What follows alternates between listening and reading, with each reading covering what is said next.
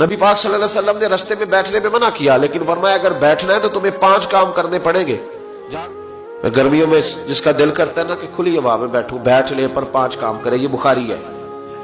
جس کا دل کرتا ہے نا سردیوں میں گلی میں بیٹھوں دھوپ لوں، تو پھر وہ کتنے کام کرے گا؟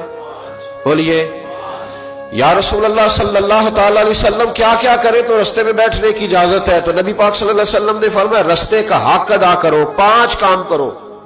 یا رسول اللہ کون کون سے؟ فرمایا اگر رستے میں بیٹھنا ہے تو نظریں نیچی کر کے بیٹھو، اس کو بھی اس کو بھی، آنے والے کو بھی اور جانے والوں کو بھی دیکھنے کی تمہیں اجازت۔ رستے میں بیٹھنا ہے تو پھر نظریں نیچی کر کے بیٹھو۔ رسول کریم علیہ السلام نے فرمایا رستے میں بیٹھنا ہے تو دوسری شرط ہے، یہ شرطیں 5 لگائی نبی پاک نے، یہ بخاری ہے۔ فرمایا رستے میں بیٹھنا ہے تو دوسری شرط تمہارے لیے یہ ہے کہ جتنی چیزیں تکلیف دینے والی رستے میں پڑی ہوگی وہ بیٹھنے والے نے اٹھانی ہے۔ اس نے ایک نیا وہاں بیٹھ کے اذیت والا کام نہیں کرنا، بلکہ اس کی ذمہ داری ہے چونکہ رستے میں وہ بیٹھا ہے، تکلیف دہ چیزیں اٹھائے گا۔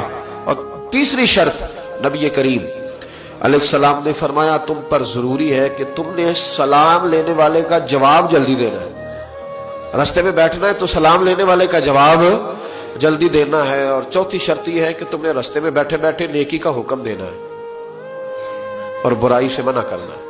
یہ 5 کام کرنے ہیں، پھر تمہیں رستے میں بیٹھنے کی اجازت ہے۔ یہ رستے کا حق ہے، اس کو ادا کرو تو رستوں میں بیٹھو۔